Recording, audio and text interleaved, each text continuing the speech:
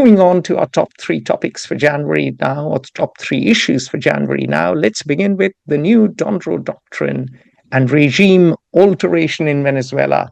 Over to you, Glenn, because you once worked for the CIA, and the CIA once was running riot all across Latin America. Oh, that's just disinformation. Well, the Donroe Doctrine, a characteristically insipid, insulting, semi-amusing term to come out of the United States current leaders, favored because it uses the name of Donald Trump, and that is not a joke. And I am being, I suppose, ostensibly slightly wry, but I am also being literally true. That anything that utters the name and draws attention or focuses attention on Donald Trump is, by definition, to be praised in the Washington of today. And that's one reason why we have the name, the Donroe Doctrine. And it's also a slight witticism because of the Monroe Doctrine, which is what all of us who have studied world history or international relations or American history will have heard the term. It's a now 200-year-old doctrine. When President Monroe was in office in the 1820s, he issued what came to be called, after the fact, the Monroe Doctrine, which said that the United States had exclusive right to manage affairs in the Americas. Initially, it was North America, but it was extended to all of the Americas. Now, that's always been interpreted as a clearly imperial American sphere of influence declaration, which was used or deployed numerous times, in particular in the 20th century, starting really in the 1890s, and not before. Before that, the United States didn't have an active international series of policies or the means to carry them out. But in fact, it was initially an expression of a weakness, because the United States couldn't exert its will, couldn't compete economically, couldn't use gunboat diplomacy in the nascent imperial 19th century, and so was trying, through a declaration of principles, to keep the predatory European imperial powers away. As America increased its power, then it started to be able to actually carry out this claim. It fell into disfavor. Well, it was never liked by anybody except for the United States, but it fell into disfavor as the imperial era faded. The United States, which is really since World War II, of course, but even before then, President Franklin Roosevelt in the 1930s and 40s started to try to move away from sending the Marines whenever someone had not paid a bill south of the Rio Grande. Donald Trump has now declared a Donroe Doctrine. Why? Well, it's really quite explicitly declaring an American sphere of influence in all of the Americas. A number of international observers, myself included, have for some time been saying that Donald Trump, to the extent he has policy objectives that are coherent, is an isolationist, but also someone accepting a sphere of influence international system.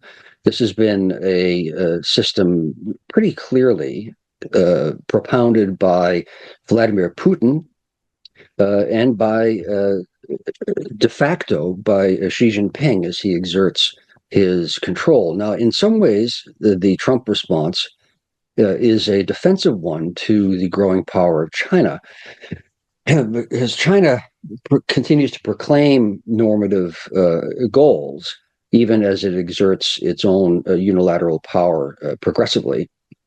And so the U.S. is saying, well, okay, of course, China's a rising power. the way to avoid a clash is you have yours, we have ours, and let's cut deals. And that seems to be how Trump has been approaching international relations, and quite explicitly now formulates them with regard to Latin America.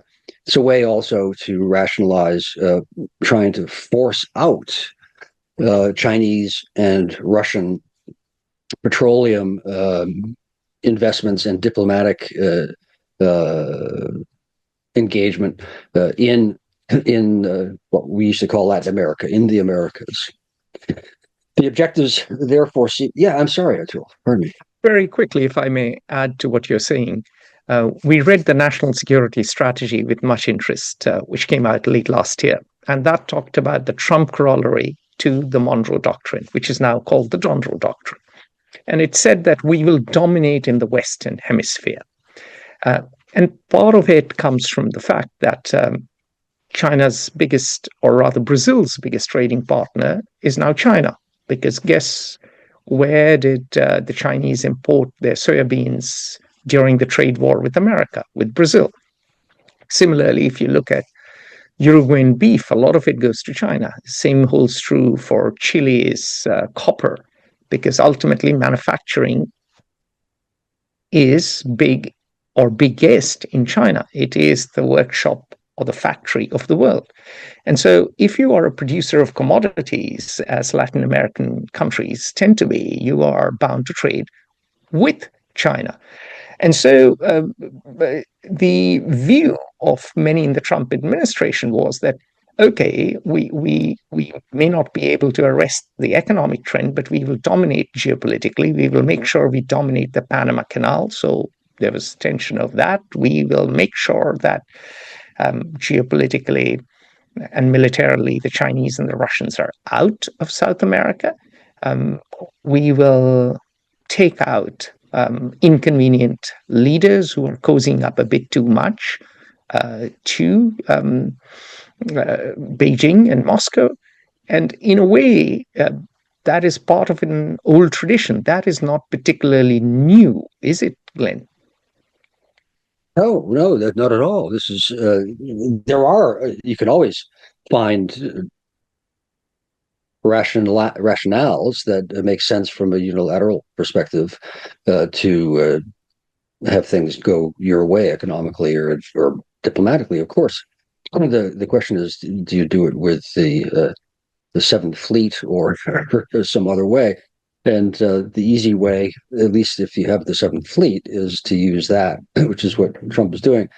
I think you're focusing attention on the geostrategic competition is very important. Certainly, just as I was starting to say, keeping China out or pushing China out or setting the terms in which China might be present but subordinated to American national interests in Latin America is the deal that Trump is offering, and the reality he's trying to and probably will successfully to some extent impose south of the Rio Grande. The fossil fuels issue is central to his, I think, to this Donroe Doctrine, because he does, there is a long-term continued importance for fossil fuels, no matter what anyone does to try to wean the world from them. It's a fact, which I personally will lament for environmental reasons, but it's a reality economically. And so the focus on fossil fuels by the U.S. Can I please jump in here and explain what some of the people in the Trump administration and the Republican Party have been talking about very quickly? We covered this in our FOI Geopolitical Risk Monitor for January 2026. You can check it out by reaching out to me, and I'll send you a copy. In a nutshell, our sources speak about a petrol reset. What is a petrol reset? Well, the theory goes like this, or the idea goes like this. Venezuela has enormous untapped energy potential. According to the Energy Information Administration, the world's largest proven crude oil reserves of 303 billion barrels in 2023 were in Venezuela. This is 17% of the global reserves. Despite these reserves, Venezuela produces only 1 million barrels a day, which is 0.8% of the total crude oil, total global crude oil in 2023. So this oil could be tapped by American companies and only American companies, and this would cause a huge supply side benign shock to the global economy. And now, yes, this extra heavy crude is hard to refine, but, and here's the important thing to note, only refineries on the Texas Gulf Coast can do so at scale. So it makes sense to integrate the largest oil reserve on the planet directly into the world's most sophisticated refining complex. In corporate terms, as someone put it to me, the Trump administration is simply engaging in a hostile takeover of a distressed asset with massive upside potential. So a US administered... Please, shoot, Glenn. These are significant points. I say that to agree, not to say the implicit however. No, they are real strategic considerations. And one shouldn't lose sight of the reality, that Maduro and his predecessor and creator, Hugo Chavez, destroyed possibly the most successful country and economy in South America. They have turned a country that was becoming wealthy and was a democracy into a country that risks starvation for the population as a whole. 8 million Venezuelans fled, and the Maduro diet literally caused people to lose weight. So we shouldn't only focus our attention on the hideous imperialism, et cetera, of the United States. No one should lament the destruction of Maduro or his regime. Now, the unfortunate thing is that there's been no destruction of the regime whatsoever. There's simply been one more Latin American immigrant to the United States at present, who is the former, now removed president of Venezuela. Quickly, let me explain further points and we'll crack on. So a US-administered Venezuela could bring an additional 3 to 5 million barrels of oil per day online within a few years. If this happens, this historic supply glut would cause a structural collapse in the global price of oil. Potentially gas or petrol, as people say in the rest of the world, could go down from $3 to $1 per gallon. If this happens, then cost push inflation declines dramatically, because anything you do, whether you grow wheat to the packages Amazon delivers to your homes, everything is influenced by the price of gas or price of petrol. So the logistics dividend for the economy alone would be spectacular. The petrol reset could also dollarize the Venezuelan economy. Right now, the currency, as Glenn pointed out earlier, is worthless. It is not worth the paper it is printed on. Venezuela is suffering from hyperinflation. So if you get rid of the bolivar, adopt the dollar, you eliminate hyperinflation and stabilize the economy. And the example everyone is giving here is Ecuador dollarized its economy in January 2000, and since then it has been a great success. And if Venezuela stabilizes, it'll, with the cheapest energy in the Western Hemisphere, it could become a manufacturing hub that rivals Mexico. 8 million Venezuelans would be back. The cost of labor would go down too. So there would be no need for factories to go just to Mexico or all the way to China. And then this is an interesting bit of thinking, which says that if you have a rejuvenated Venezuela, then you will reduce illegal immigration to the US, because not only will 8 million Venezuelans return, and they are about 23% of the population, they would also attract other immigrants. Other Latinos would make their way to Venezuela, all the way from Chicago to Maracaibo. So fixing Venezuela, in a nutshell, is in U.S. national interest. Over to you, Glenn. Now I've walked you through the logic of the policymakers in Washington, D.C. Right.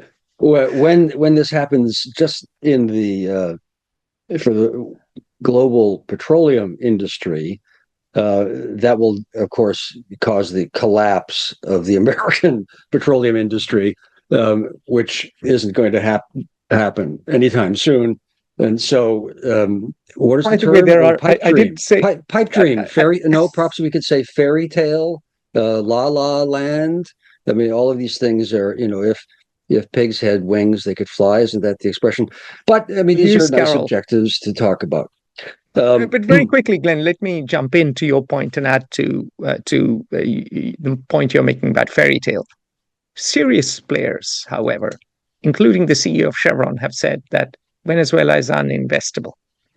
Our Venezuelan friend, Leonardo Vivas, who is in Boston, whom you know, who was at the Carle Center for Human Rights, he says, look, the quantum of investment needed is crazy because even the pipes are rotting on rigs.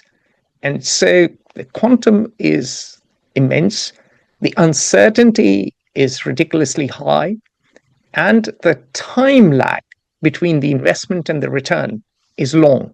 So there are lots of banana peels along the way. And that is why I suspect you're talking about this logic as a fairy tale, as living in La La Land, and so on and so forth. Yeah, absolutely. Significant as all of these things are, and they truly are, for all Venezuelans, for everyone, everywhere. There are even larger issues, and I don't want to spend too much more time on Venezuela and the Donroe Doctrine, but they truly are, I think, the most important consequences, if less concrete, to detect. What are two things? We all focus, of course, on the president, on Donald Trump, and on, then in this instance, Venezuela and the Donroe Doctrine. And that's all significant and appropriate. However, other senior officials in the Trump administration also have influence, which doesn't receive at all attention. And a good part of what's happening with regard to the Donroe Doctrine and Venezuela specifically is being driven, it appears, by Secretary of State Marco Rubio. He's a first-generation American from Cuba, Cuban exiles, anti-communists, viscerally anti-communist, anti-Cuba. And what is holding the communist regime of Cuba up?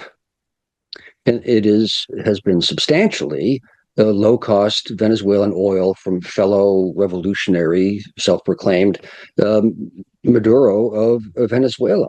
And by eliminating Venezuelan support for Cuba, you strike a double blow. You undermine a hideous regime in Venezuela, or a triple blow. You start to dictate where Venezuelan oil, to the extent that it is produced, may go or who may invest in it. So you strike a blow against China, and you strike perhaps a decisive blow against Cuba, which is, I think, the larger objective of Marco Rubio. So it seems that the regime of Cuba is in the sights of the Secretary of State and the U.S. government through very much so, Caracas. very much so, very much so. Caracas. I hear from many sources here in Washington, D.C., that Marco Rubio is indeed gunning for Cuba, and Venezuelan oil was supporting Cuba. And in fact, it was the Cubans who died protecting Maduro, 32 of them, if I remember correctly. And even within the cabinet, there is division. J.D. Vance doesn't want too much intervention, so one hears. Pete Hegseth just wants to look tough, and he'll go along with any military adventure. And so long as he can do push-ups on aircraft carriers, all is good.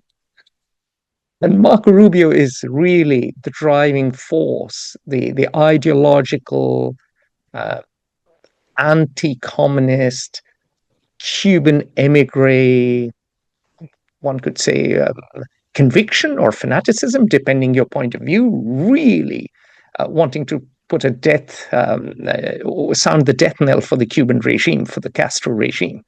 And no one should lament or feel much sympathy for the Cuban regime. It's a facile thing to criticize the United States for the sanctions and say, oh, the suffering of the Cubans is due to American hostility. And yes, sanctions do cause pain. That is true. Would I follow these policies in the same ways? Almost certainly not. But that's not really the main point. The main issue is the grotesquely incompetent totalitarian regime of Cuba, which has brought its people also to the point of near starvation. And that's not from American imperialism, that's from communist inefficiencies and doctrine. So one shouldn't feel much sympathy for the Cubans, which is not to say that implies I'm supporting overthrowing the regime necessarily. There are larger issues, and then we really should move on, I think, Atul. But all of these things are specific points. What the quote Donroe Doctrine and the Venezuelan kidnapping imply for the international, for the rest of the world, is quite significant. This does have effects on the international, on how international relations are conducted, and whatever remains of the normative system, the Pax Americana, and so on, which is really sort of become a sieve trying to hold in the water at this point, as far as its structural integrity remains. It being the Donroe Doctrine and the actions in Venezuela and what we were just talking about with regard to Cuba, clearly does embody and therefore create a de facto sphere of influence, quote, order, unquote. Does this mean we're returning the world to 1815 and the Congress of Vienna, or to pre-Westphalian 1648 world when the states, balanced each other as best they could? And I think the answer is yes. It also has substantial implications for China, Asia, and South Asia, because if the United States does this in Latin America, it's also giving indications that it will not really do as much as it once did. It's giving the United States is giving contradictory signs, but nonetheless increasing signs that China won't really even be contested by the only other superpower, the United States, to create its own already de facto sphere of influence in Asia and South Asia. That also has implications for Ukraine. We know that Trump is not a supporter of Ukrainian independence in the same way that his predecessor and the rest of the West has been. And it has effects then on the global South, which is very happy to denounce American imperialism and always by default to castigate the normative system as hypocritical, when in fact they've benefited dramatically from it. But they will soon see that minnows get eaten by bigger fish unless they become sort of symbiotes or kowtowers to the Middle Kingdom, or serfs to the Tsar, or as protected markets for the American imperialist. So this is a substantially significant event, what has happened in Venezuela, and this grandiose framing of a doctrine for the United States by the Trump White House. And very quickly, Glenn, you think the likely success of Donroe Doctrine is low, the spheres of influence system is now a reality, and we are already seeing a reaction in terms of trade deals that Mercosur has signed with Europe. And yes, in the short term, in the medium term, there may be an increase in US influence in the Americas, but in the long run, American influence might actually go down instead of go up. And we can see the unease in Brazil in particular about the abduction of Maduro. Absolutely. And I think this is the perfect segue.